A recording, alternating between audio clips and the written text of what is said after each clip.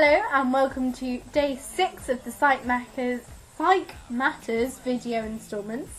Okay, so as you know, today is a double day. So sorry about yesterday and the non-video uploading. It's because of the whole, the computer was having a malfunction in the memory area. Bit ironic, isn't it? So that'll be uploaded today as well. But here's today's actual psychology video. Okay, so as it's a double day, we'll start with psychology case study number 1, which is Godden and Badley of 1975.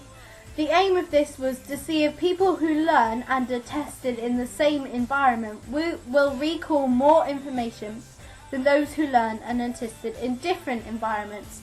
So this kind of relates back to should you take your exam in the classroom that you taught for the subject, if we apply it to our own lives.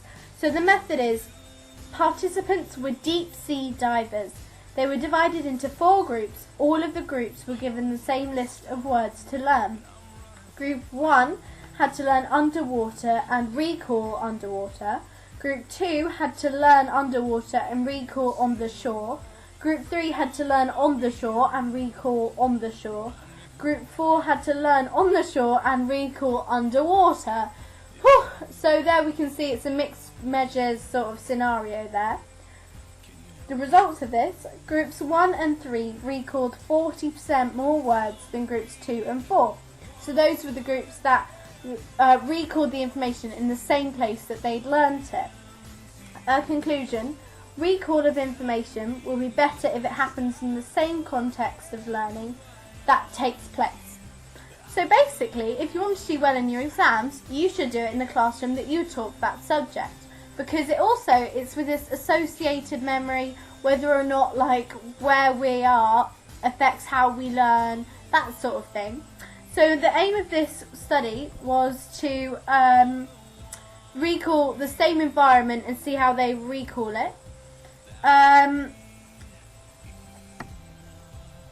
Sorry about that, bit of a scenario going on with the whole, computers running out of charge.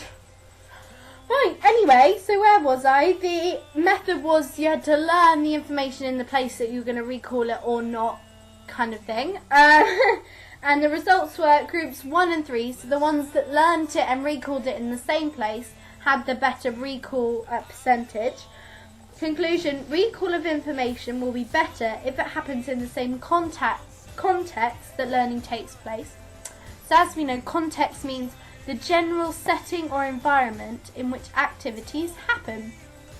So that's our whole Godden and Badley, 1975. And now we move on to case number 2, and that's Miller, 1968. And actually, you might have noticed there's this dude sitting here the whole time, and this actually is Miller. Nice to have you here. Hello. Thank you so much. Lovely to be here. Thank you so much for coming. So, what the experiment, the whole case study was a patient suffering from epilepsy underwent an operation in which 2/3 of his hippocampus was removed. Since the operation, he was unable to learn new information. This shows that the hippocampus is crucial for recording new memories. Other people have suffered brain damage that has left them unable to recall anything that happened before the damage occurred. This is known as retrograde amnesia. So there's quite a lot of key words in there.